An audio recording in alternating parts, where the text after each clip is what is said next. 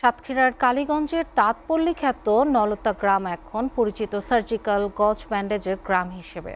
বৈদ্যুতিক পাওয়ারলুমে উৎপাদিত উন্নত মানের সার্জিক্যাল গজ ব্যান্ডেজ সরবরাহ করা হচ্ছে দেশের বিভিন্ন জায়গায়। সংশ্লিষ্টরা বলছেন, সরকারের পৃষ্ঠপোষকতা পেলে উৎপাদিত পণ্য বিশ্বের বিভিন্ন দেশেও রপ্তানি করা সম্ভব। সাতক্ষীরা থেকে শাহিন গোলদারের প্রতিবেদন। পাওয়ারলুমে তৈরি হচ্ছে সার্জিক্যাল গজ ব্যান্ডেজ। তাঁতের কাজ শেষ করে ভাঁজ করে প্যাকেজিং করা হচ্ছে। দীর্ঘদিন ধরে সাতক্ষীরার নলতা গ্রামে তৈরি হচ্ছে সার্জিক্যাল পণ্য। এক সময় লুঙ্গি তৈরি করা হলেও এখন প্রযুক্তিগত উন্নয়নে ব্যবহার করা হচ্ছে বৈদ্যুতিক পাওয়ারলুম।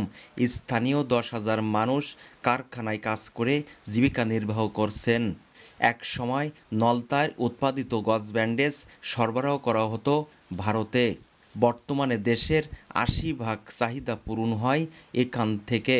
সব মেশিন তৈরি হয়ে গেছে, মেশিনে তৈরি হয় এবং এখান থেকে বাংলাদেশের বিভিন্ন ডিস্ট্রিক্টে এগুলো চলে। এখানে গজ ব্যান্ডেজের চাহিদা তো অনেক বেশি, বা আমাদের নলতায় উৎপাদিত হয়।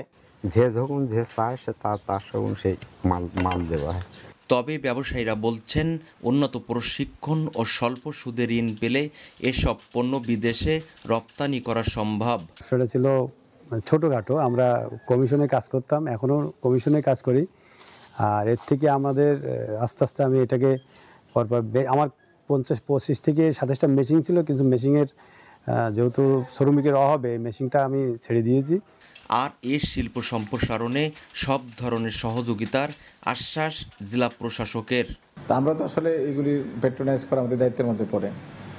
আমরা অবশ্যই দেখব যে তাদের ঋণগত সহায়তা, অন্য কোনো সহায়তা যদি তার লাগে, ব্যবসায়িক কোনো সহায়তা যদি লাগে, বা এগুলি বাজারজাতকরণে যদি কোনো একটা সহায়তা তাদের লাগে, কারণ আমাদের তো সরকারের তো অনেক ধরনের কর্মপরিকল্পনা আছে।